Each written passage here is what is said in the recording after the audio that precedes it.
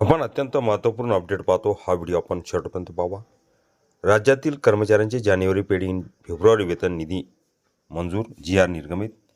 अनुदानाचा वापर शिक्षक, शाळा निवृत्ती योजना व क्रीडा अकादमीसाठी 15 जानेवारी 2026. नमस्कार मित्रांनो, चॅनलमध्ये आपले सहर्ष स्वागत आहे. तत्पूर्वी आपण नवीन असाल चॅनलला आता सबस्क्राईब करा, समोरील बेल आयकॉनला क्लिक करा. निश्चितच नवनवीन अपडेट अखिल तांबेसर क्लासेस चॅनलमार्फत सतत आपल्याला पाहायला मिळतील. पाहूया सविस्तर. महाराष्ट्र शासनाच्या शालेय शिक्षण क्रीडा विभागासाठी सन 2025-26 या आर्थिक वर्षात मोठ्या प्रमाणावर निधी वितरणास शासनाने मान्यता दिली आहे. वित्त विभागाकडून BIMS प्रणालीद्वारे प्राप्त झालेला हा निधी शिक्षण व क्रीडा क्षेत्रातील विविध महत्त्वाच्या बाबीसाठी वापरण्यात येणार आहे. याबाबतचा सविस्तर शासन निर्णय 13 जानेवारी 2026 जाहीर करण्यात आला आहे. निधी नेमका कशासाठी आहे? या शासन निर्णयानुसार मंजूर निधी खालील प्रमुख कारणासाठी देण्यात आला आहे. अशासकीय माध्यमिक शाळा व कनिष्ठ महाविद्यालयांना सहाय्य. राज्यातील अशासकीय माध्यमिक शाळा कनिष्ठ महाविद्यालयांना सहाय्यक अनुदान देण्यासाठी निधी मंजूर. यामध्ये पगारी शिक्षक व शिक्षक कर्मचाऱ्यांच्या वेतनास पूरक मदत समाविष्ट. मंजूर रक्कम 54 कोटी रुपये 54,000. अशासकीय प्राथमिक शाळांमधील कर्मचाऱ्यांसाठी NPS खर्च. राष्ट्रीय निवृत्ती वेतन योजना NPS अंतर्गत केंद्रीय अभिलेख देखभाल संस्थेमार्फत आकारल्या जाणाऱ्या सेवा शुल्कासाठी निधी. हा निधी अशासकीय प्राथमिक शाळांतील शिक्षक कर्मचारी यांच्यासाठी वापरण्यात येणार. मंजूर रक्कम 9.19 कोटी. जिल्हा परिषद कर्मचाऱ्यांसाठी NPS सेवा शुल्क. जिल्हा परिषद शाळांमधील कर्मचाऱ्यांच्या NPS योजनेशी संबंधित सेवा खर्च.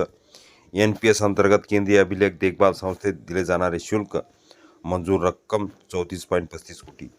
अशासकीय माध्यमिक शाळांतील कर्मचाऱ्यांसाठी NPS अशासकीय माध्यमिक शाळांमधील शिक्षक व कर्मचाऱ्यांसाठी राष्ट्रीय निवृत्ती वेतन योजना NPS संबंधित खर्च. मंजूर रक्कम 47.67 कोटी. जिल्हा स्तरावरील बिगर निवासी क्रीडा अकादमी. राज्यात क्रीडा व युवक सेवा विभागामार्फत जिल्हा स्तरावर बिगर निवासी क्रीडा अकादमी स्थापन करण्यासाठी निधी. याचा उद्देश ग्रामीण शहरी भागातील खेळाडूंना प्रशिक्षण, क्रीडा गुणवत्ता वाढवणे. मंजूर रक्कम 102.2 कोटी. निधी वापराबाबत शासनाच्या कडक अटी. शासनाने निधी वितरणासाठी कठोर अटी व नियम घालून दिले आहेत. त्यामध्ये मंजूर उद्देशाव्यतिरिक्त इतर कारणासाठी निधी वापरास मनाई. सर्व रक्कम ECS डायरेक्ट बँक ट्रान्सफरद्वारे मासिक खर्च अहवाल शासनास सादर करणे आवश्यक. आधीच्या अनुदानाचा उपयोग पूर्ण झाल्याशिवाय नवीन निधी मिळणार नाही. वित्तीय नियमावली लेखा व नियमाचे काटेकोर पालन बंधनकारक. शिक्षण व क्रीडा क्षेत्राला दिलासा. ह्या निर्णयामुळे अशासकीय शाळांना आर्थिक स्थैर्य. शिक्षक व कर्मचाऱ्यांच्या निवृत्ती लाभाची नियमित पूर्तता. जिल्हा स्तरावर क्रीडा सुविधा व प्रशिक्षणाला चालना. एकूणच शिक्षण व क्रीडा व्यवस्थेला मोठा दिलासा मिळणार असल्याचे चित्र आहे.